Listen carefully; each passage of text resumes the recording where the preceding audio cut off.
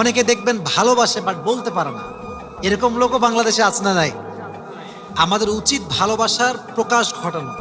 একটা হাদিস শোনেন, বিজি বলেছেন, যখন তুমি কাউকে ভালোবাসবা প্রকাশ করবা যে আমি আপনাকে ভালোবাসি, এবং এই প্রকাশ করাটা এটা হচ্ছে একটা সুন্নাহ, যে প্রকাশ করবে তার আমল নামায় সওয়াব লেখা হবে। সুবহানাল্লাহ পড়ে।